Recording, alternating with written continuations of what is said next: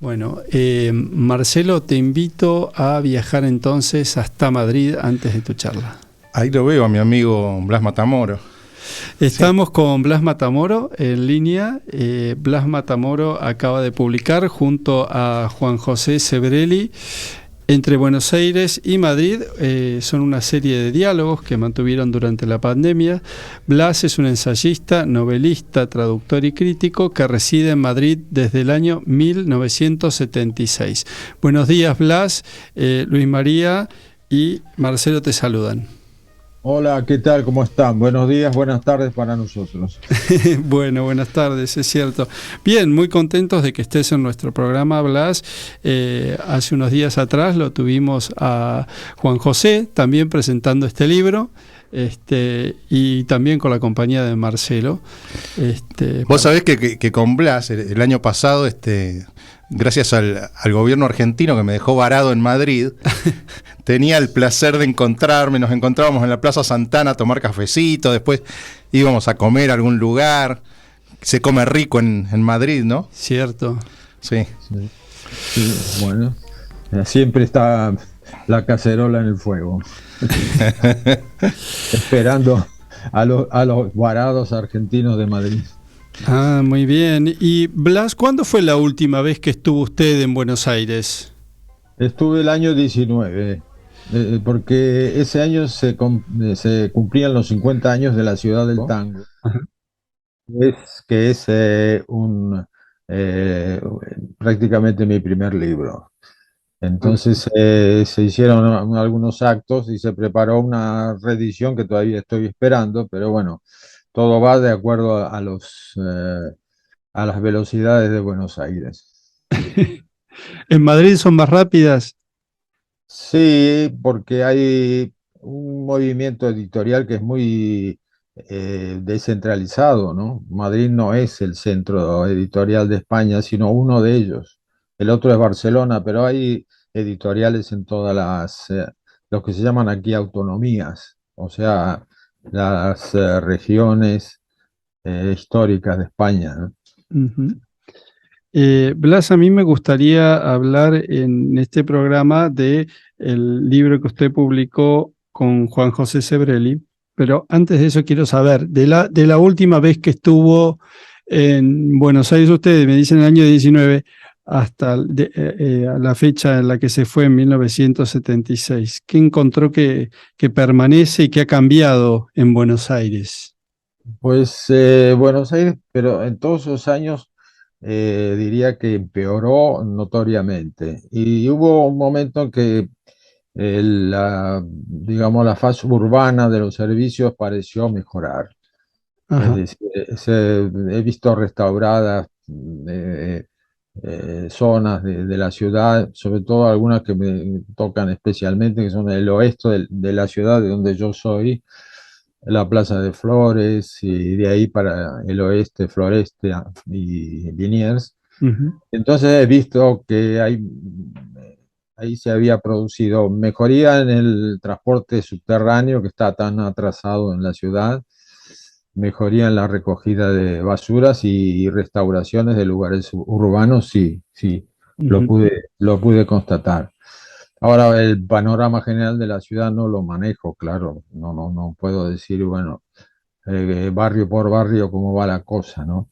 Me limito a lo que yo conozco, es decir, para un ciudadano del oeste de la ciudad es ir hacia el este, es ir hacia el centro y hacia el puerto. Ajá. Esa es Y en nuestra, el, Sí, y en el orden lo que de las dice... ideas, No, quería decir una cosa, lo que dice Blas es verdad, ¿no? Pero tal vez se limita bastante a Buenos Aires eso, ¿no? Porque, claro, Buenos Aires tuvo primero el gobierno de la Rúa, la ciudad, que mejoró algunas cosas, y después los 8 años de Macri. No hay que olvidarse que antes de todo eso, la ciudad se inundaba. O sea, pero se inundaba literalmente. bueno, sí, Había barrios enteros. Juan B. Justo quedaba el puente de sumergida. Juan B. Justo, Juan B. puente Justo. Pacífico, En mi barrio, en el barrio River, en Belgrano, Belgrano. Belgrano quedaba totalmente sumergido debajo del agua. O sea, sí. parecería que la gente se ha olvidado de eso. Y esto fue hace 20 años atrás, ¿no? 15 años atrás. Bueno, sí que noté en La Boca, que es un barrio muy entrañable para mí, porque es de mis paseos infantiles con mi padre, que como se dedicaba al negocio de las maderas, íbamos mucho por ahí por la ribera, después al Dock Sur y a la isla Maciel. Eh, en la boca ya no huele a lo que olía tradicionalmente. Ujú, Y las aguas del riachuelo parecen un poco más depuradas. Esa es la impresión que tengo, ¿no? ujú. No sé si la obra se ha hecho concienzudamente, si se ha terminado o no, y si algún día el riachuelo será realmente el riachuelo de los navíos del siglo XIX, ¿no? Por donde la gente se paseaba. Ahora sí, en general, digamos, todo el resto del país, las rutas no funcionan, no hay trenes de carga, o sea, la infraestructura del país se ha venido abajo en general, digamos, dejando de lado Buenos Aires y sobre todo esa burocracia profesionalizada que requiere un Estado y en la Argentina dejó de funcionar. O Ujú, sea, es enorme, pero fofa, bulímica, ujú, ¿no? Cualquier Estado que se precie tiene que tener una burocracia profesionalizada y la Argentina dejó de tenerla. mm. Sí, eso se puede sentir, claro, porque la burocracia es algo que tiene que estar en la administración más allá de todo gobierno, ¿no? Es decir, Claro. la estructura técnica del Estado tiene que ser siempre la misma, sobre todo porque digamos, los planes de desarrollo y de mantenimiento del aparato de un país no pueden durar lo que una legislatura Ujú. o una candidatura, ¿no? Y Sí, entonces, claro, si la administración no tiene un núcleo profesional, funcionarial estable y de nivel, claro, está renga, está coja, como decimos aquí, ¿no? Es paradójico, ¿no? Porque al mismo tiempo que han aumentado el plantel estatal de un modo desaforado, lo han destruido. Claro, porque si se llena de gente que no tiene ni la preparación ni la experiencia, los que dirigen eso tampoco se pueden estar experienciando durante generaciones. El aparato, claro, es deficiente y además significa una cantidad de gasto que es el producto de la recopilación fiscal que se malgasta.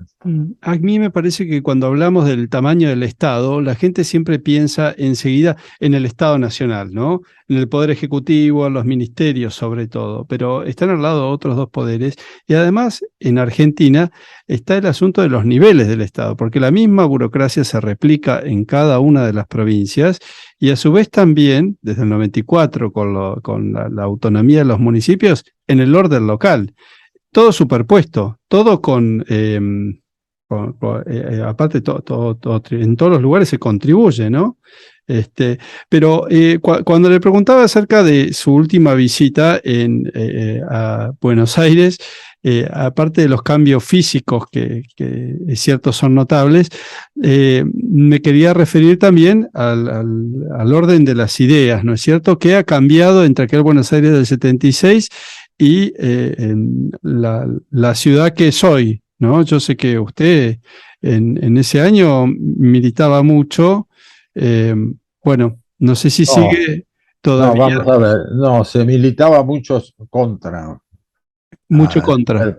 y sí, muchos contra la gente, es decir, había una dictadura que había declarado sospechosa a toda la ciudad, a toda la civilidad. Ajá, Yo fui sorprendido porque en mi libro Olimpo fue el primero en prohibirse, ¿no? Y ajá. hasta el día de hoy yo no he podido acceder al expediente por el cual se gestionó esa prohibición. Pero Pero tuviste alguna sospecha después, tuviste. sí, una sospecha, pero muy indirecta, no la puedo documentar efectivamente. Lo que pasa es que releído hoy el decreto de prohibición te da miedo. Es decir, ¿Qué porque decía ese decreto, Blas? ¿Qué era lo que? y que yo era más o menos un enemigo de Occidente, enemigo de la civilización cristiana, de las buenas costumbres, de las ideas, era partidario de ideas disolventes y me quedé un poco sorprendido porque es un libro donde se habla de la guerrilla muy al pasar, pero muy críticamente, ¿no? No hay absolutamente nada que pueda decirse, bueno, esto tiene que ver con el terrorismo de guerrillero. Pero pienso que había una política de terror generalizado, es decir, bueno, a vos también te puede tocar. Claro. Y no conoces el código de la prohibición. Eso Ujú. lo conocemos nosotros, está oculto. Entonces eso causa terror, ¿no?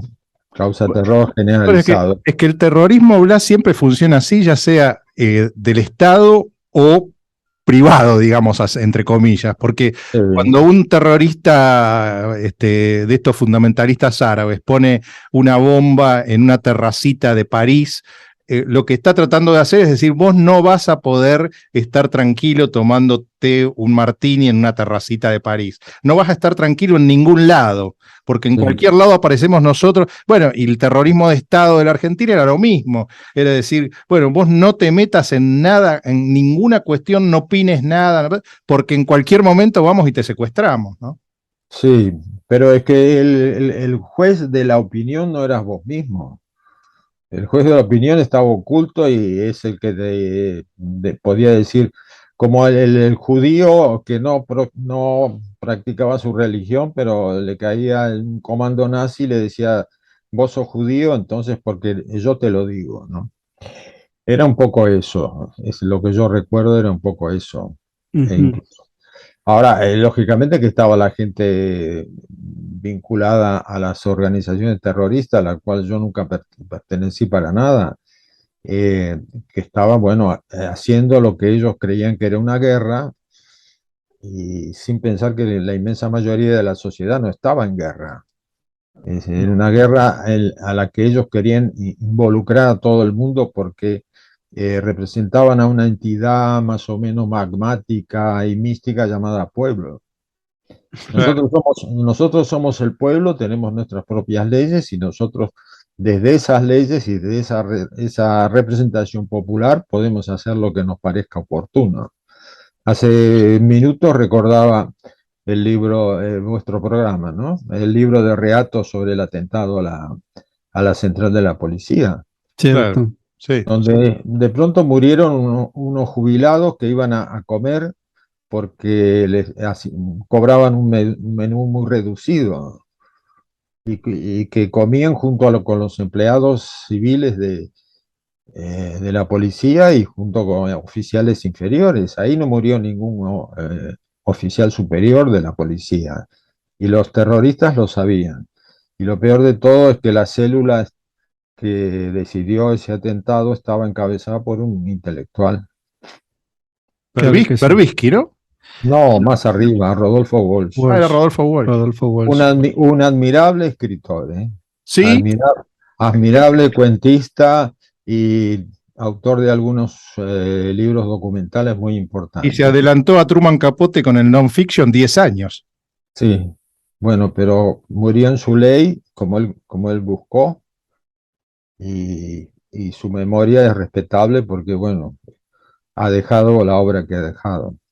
Es muy importante lo que dice Blas, porque el kirchnerismo ha intentado, sobre la base de decir la represión estatal fue espantosa, lo que es verdad, al mismo tiempo, al decir eso, ha intentado jerarquizar a la subversión, a la guerrilla, ¿no? Lo que dice Blas un poco es, ojo, porque también, por supuesto que era de lo más espantoso y cuando se utiliza el Estado para reprimir es todavía más espantoso, pero lo que quería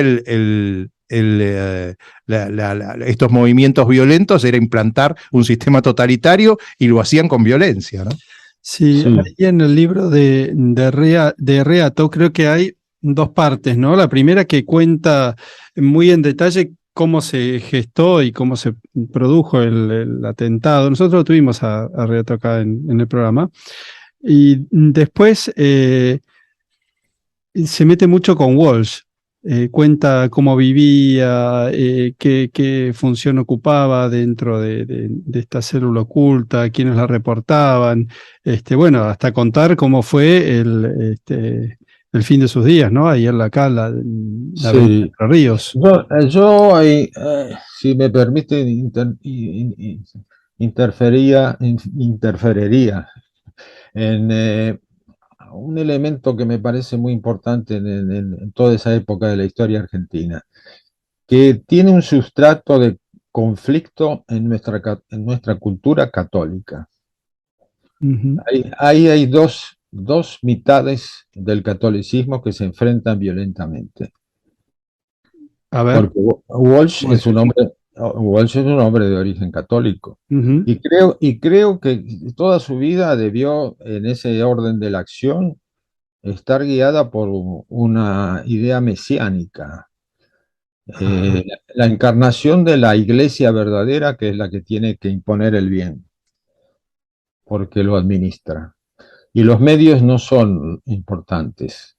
Pueden ser buenos, pueden ser malos, pueden ser pésimos. Y entonces era una especie de lo que en España se llaman los guerrilleros de Cristo Rey. Y Mm. eso se enfrenta partiendo de la misma base, del viejo nacionalismo católico español, argentino, hispano-argentino. De ahí viene todo. Claro, eso se daba sobre todo en Montoneros, no tanto en el ERP. El ERP era como un movimiento más agnóstico, digamos. Montoneros No, sí, no, no, pero vamos a ver, el ERP era guevarista sí, y el Che Guevara era un personaje mesiánico sí. y murió en su ley. Sí, sí, es verdad, también hasta tenían, a Santucho lo llegaron a criticar dentro del ERP por tener un amante, ¿no? Porque tenía a la mujer y un amante y lo criticaban por eso.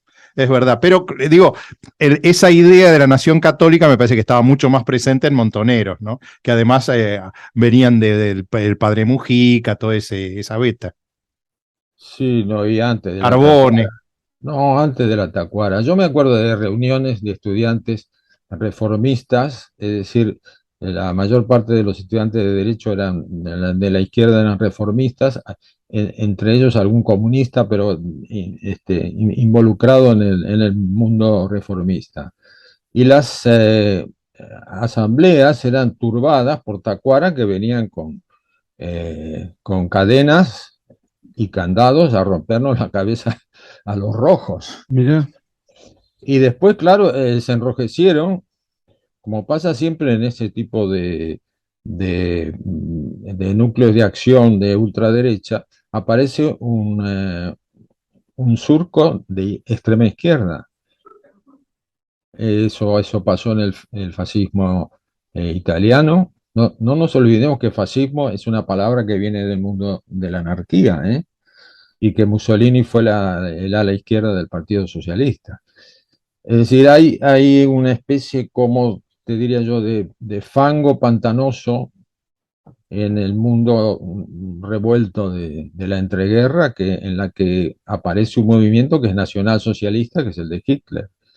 Ujú. Mira, cuando lo están por fusilar a Mussolini, los partisanos, hay uno que le pregunta a Mussolini: ¿tú fuiste socialista y traicionaste al socialismo? Y Mussolini contesta: yo no traicioné al socialismo, yo me alié con Hitler para acabar con el dinero y atacar al capital financiero multinacional en manos de los judíos. Ah, mira. Esas fueron de las últimas palabras del Duce. Tremendo. Es decir, eh, todo revolcado y en el mismo fango, todo revolcado. Hay un tango que lo dice. Sí. por eso, Hay, por eso hay, lo que decís vos, Blas, por eso nuestro amigo Sebrelli, igual que Pablo Giussani, ¿no? Le llamaban a los montoneros, le llamaban fascistas de izquierda.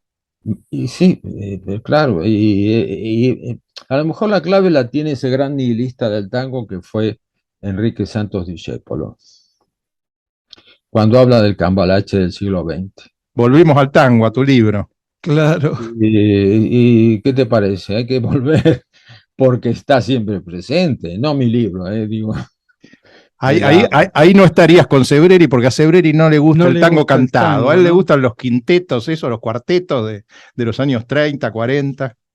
sí, no, a mí también, pero por supuesto que no, pero es que hay que sacudir un poco La Zaranda.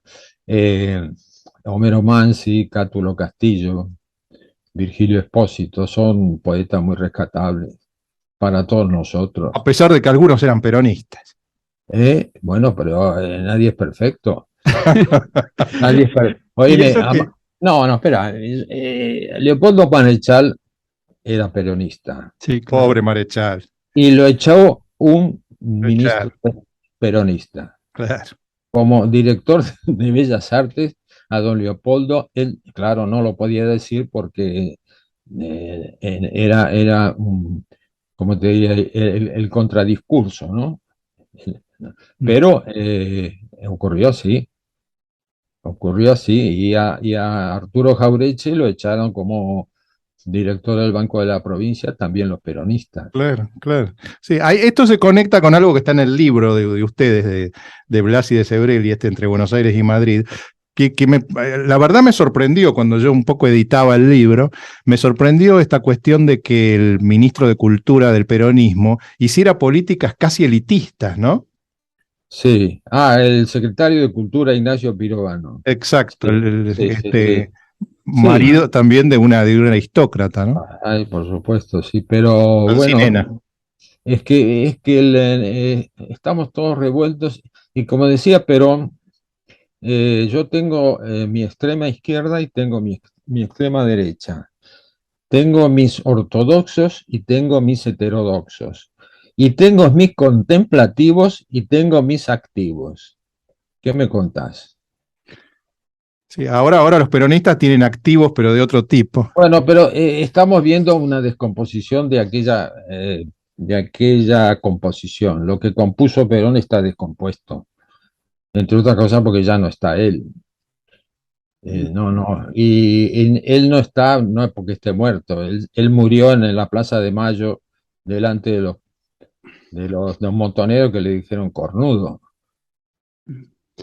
Sí, es cierto eso. Acá en el libro ustedes dedican una buena parte a hablar de música, más de las primeras 100 páginas y un capítulo entero en esto que decía Marcelo de que sobre el tango, de que a Severino no le gusta el tango. Es una coincidencia con Borges, que dice que le gustaba la milonga, pero no el tango. Sí, bueno, Borges lo que pasa es que ahí se va a otra visión de la Argentina, que es un residuo nacionalista juvenil de él. Es decir, y sí, en Borges hay muchas cosas, es un escritor sumamente sutil, es un escritor que está siempre preguntándose quién es, y eso es muy inteligente. En fin, no vamos a decir ahora en dos palabras cuál es la obra de Borges. Pero lo que subyace en Borges es la imagen de una Argentina heroica y guerrera del siglo XIX, que se pierde cuando la Argentina se convierte en un país de proletarios y de burgueses. Ujú. Es decir, la Argentina moderna a Borges no le gustaba y por eso él huía hacia los arrabales donde todavía quedaba algo de la Argentina campestre.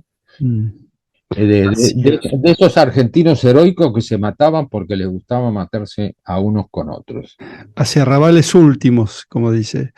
Eh, Marcelo, recuerdo que estamos en conversación con Blas Matamoro, autor de Entre Buenos Aires y Madrid, junto a Juan José Sebrelli, y ahora, como no puede ser de otra manera, lo vamos a invitar a escuchar un tango. Muy bien. Seguimos en conversación entonces con Blas Matamoro. Y Blas, como nosotros acá en este programa hablamos de libros, yo quisiera preguntarte especialmente sobre ese capítulo que tratan de la literatura argentina con Juan José Sebrelli. Ustedes hacen un recorrido sobre algunos nombres de las letras nacionales y hablan, bueno, del Facundo, de Recuerdos de Provincia, de Mallea, de Borges, bueno, de muchos escritores, pero no veo ahí, no sé si se me pasó, el Martín Fierro. Yo quiero preguntarte acerca del Martín Fierro, Blas. Sí, cómo no. Te pongo una astilla antes sobre el tango Cambalache, Sí, porque el tango Cambalache se estrenó en Madrid. no sabía eso. Lo estrenó Discepolo Contania en el Palacio de la Música, los que conocen Sí. Madrid se acordarán en la Gran Vía, a la vez que Sofía Bozán lo entrenaba en el Maipo en Buenos Aires. En ese momento estaba, Dice Paulín estaba de gira en España preparando otra gira para el año 36 que se frustró por la guerra civil. Así que es un tango que tiene un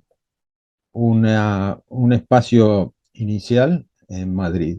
Es un tango nihilista, como ustedes habrán observado, ¿no? Es un tango que deroga la historia totalmente. En la historia no hay valores, no hay ni mejor ni peor, ¿no? La historia es la circular realización del mal. Bueno, acabamos con Discépolo. Y vamos al Martín Fierro, decís. Yo, Sí, quería. Mira, del Martín Fierro he escrito y he leído y releído todo lo que he podido. Yo creo que la primera parte y la segunda no son la primera y la segunda de una misma obra, ¿eh? Son dos obras distintas. Incluso leyendo los prólogos, se ve en el primer prólogo una reivindicación del gaucho como el personaje nacional perseguido por la situación. Y Sí. es un outsider, es un hombre que se escapa del ejército y se junta con el sargento Cruz, que es un escapado de la policía. Pero el segundo, es decir, la vuelta de Martín Fierro, tiene un prólogo, francamente, masónico, filantrópico, humanista, universalista, y Martín Fierro no es un outsider, es un trabajador de la llanura, es decir, es un proletario. Ujú. No tiene nada que ver una parte con la otra.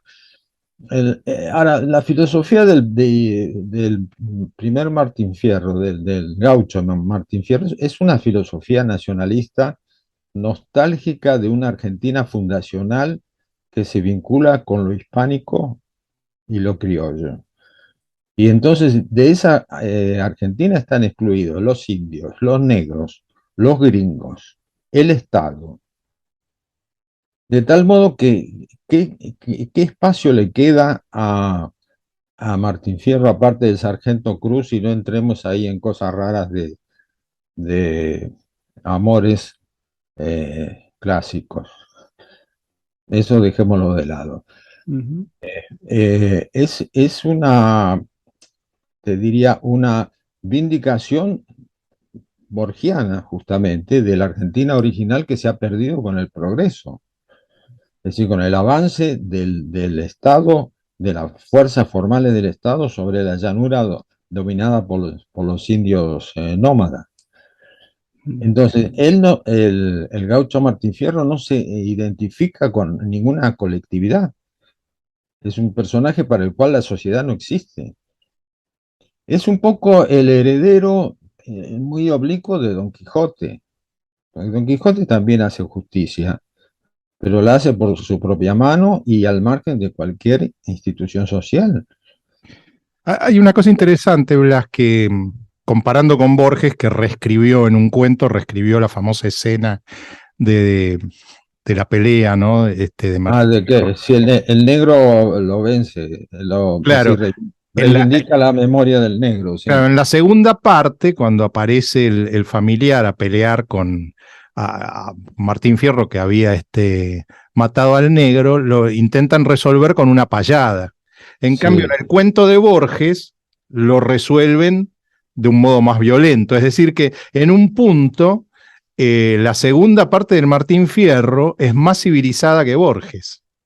sí, claro, claro. No, en Borges hay una fascinación del hombre civilizado por la barbarie, ¿eh?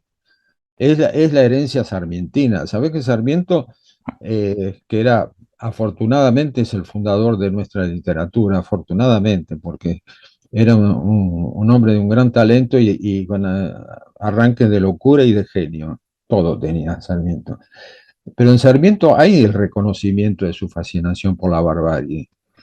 Mira, cuando él viene a Madrid en el año 48 y ve una corrida de toros, corrida de toros con caballos sin arcén, es decir, totalmente expuestos a las cornadas de los toros que los destripaban. con 3 o 4 toreros toreando a la vez. El tipo se queda fascinado por eso. Y después, muchos años después, al inaugurar el Hospital Español de Buenos Aires, recuerda que le elogiaron a él su crónica de esa corrida magnífica que hubo en Madrid, como superior a las que habían escrito varios escritores franceses que habían estado de viaje en la misma fecha. Y dice Sarmiento, solo un bárbaro como yo podía entender la bárbara belleza de ese espectáculo. Cuando está en Argelia y se monta a caballo con los oficiales franceses, lo elogian y él lo dice, porque me consideran un buen jinete porque yo soy un gaucho. Sí, Y de viejo va a visitar la tumba de Facundo y le vuelve a hablar al fantasma de Facundo, reconociendo que ese bárbaro le dio la clave para entender las guerras civiles argentinas. Sarmiento era un hombre civilizado y todos los órdenes de su política, eso está expreso, incluso cuando critica parte de lo que es la Argentina del 80, eso es indudable, pero por otra parte es un hombre que de pronto se conmueve porque el ferrocarril echando humo estropea la belleza virginal de nuestros bosques. Es decir, había en él una mentalidad civilizada y había una sensibilidad romántica. Y estaban en conflicto, y como estaban en conflicto, lo movieron a hacer esa literatura que ha hecho, ¿no? Que nos ha enseñado a todos a escribir. sí, uno lo puede pensar como el gran educador, como el gran También, inventor de la educación claro, pública, claro, pero también uno claro, lo puede pensar como el inventor de la grieta, ¿no? también. No, el que no tenía grieta era Alberdi, pero Alberdi vivió casi toda su vida fuera del país. En Y Francia, en- sí, visitando chicas. vivi- vivió en Italia, vivió en Chile, pero Claro, fuera del país. cuando lo nombran diputado, llega en el barco para asumir. Sí, bueno, pero es una fiesta de recompensa al autor de la Constitución. Pero Bueno, ellos tienen no, esas... fíjate que al revés de Sarmiento, que era un hombre autodidacta, de una cultura muy desordenada, pero muy profunda, como todos los autodidactas realmente, porque se pasan la vida estudiando. Alberti era un hombre de una cultura muy ordenada, era un hombre de gabinete.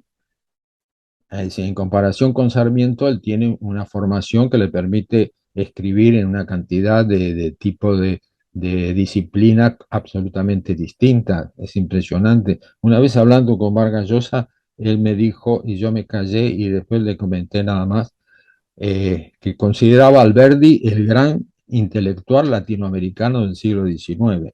Yo le digo, mira, no puedo suscribir porque yo soy argentino y parece que voy a votar por el partido.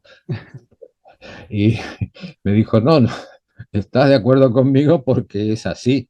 Entonces enumeramos la cantidad de disciplinas en las que había trabajado Alberdi, es impresionante, pero claro, es que fue siempre eso, el trabajador que se aísla en su gabinete, se pone a estudiar ordenadamente lo que hay que estudiar, la escuela historicista, los escolásticos españoles, Larra, la filosofía ecléctica y por ahí, por Krauss, llega a Hegel. Claro, eso para Sarmiento era chino.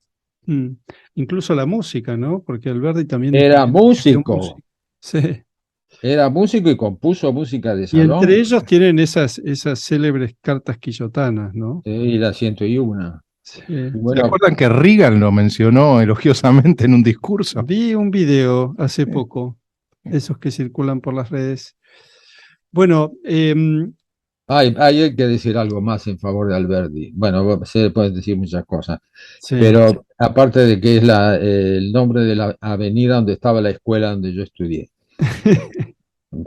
En esquina Homero, mire, fíjate vos qué destino de niño, de niño lichado. Mirá si cambian Alberdi por Matamoro, porque acá estudió No, Matamoro, no, sacan pana, a espera, Alberdi. espera. Espera, espera, que yo todavía respiro, no. No, no me mandes al bronce ahora porque no, no lo elijo. Pero no, quiero decirte que en Alberdi está la mitad del alma literaria argentina, la otra mitad de Sarmiento. Mm, Porque si Alberdi hace la constitución que hace posible, que hace factible un país, la novela fundacional de los argentinos la escribe Sarmiento, que es Recuerdos de recuerdos de Provincia. provincia, cierto. Y fíjate, cuando él distingue la barbarie de la civilización, está diciendo lo que la sociología alemana, 40 años después, con Tönnies, va a decir la diferencia entre comunidad y sociedad. Y en Sarmiento es una mera intuición de escritor. Entre la comunidad cerrada y la sociedad abierta, es esa la diferencia que él hace entre la barbarie y la civilización. Es entre la comunidad cerrada no tiene espacio exterior, que tiene unas normas de conducta totalmente tradicionales, hereditarias, donde los viejos son los depositarios del saber, porque el cambio no es un valor, la alteración no es un valor, frente a la sociedad abierta que él veía en Buenos Aires, es decir, la sociedad donde se tranza, se conviene, se contrata el orden social y que por eso se puede cambiar y que está abierta al exterior y que quiere saber todo lo que la ciencia y las luces dicen y hacen por ahí. La intuición de Sarmiento es realmente genial. Además, como cuenta la historia de Facundo, eso es de un gran novelista. Bueno, no, no sigo con Sarmiento, pero sí reivindico la fortuna que tenemos los escritores argentinos de haber sido fundados en ese guión sarmientino. Sí. Es cierto. Bueno, muchas gracias, Blas. La verdad que nos quedaríamos encantados conversando con vos. Se nos va la hora. Em, Recordamos que estuvimos en conversación con Blas Matamoro, autor de Entre Buenos Aires y Madrid Diálogos, junto a Juan José Sebrelli. Desde Madrid o desde Buenos Aires, muchas gracias a Blas, que esté en Madrid. Bueno, yo estoy a la vuelta del Zoom, muy cerca de ustedes, ¿eh? En Homero, esquina Alberdi. Muchas gracias, Blas.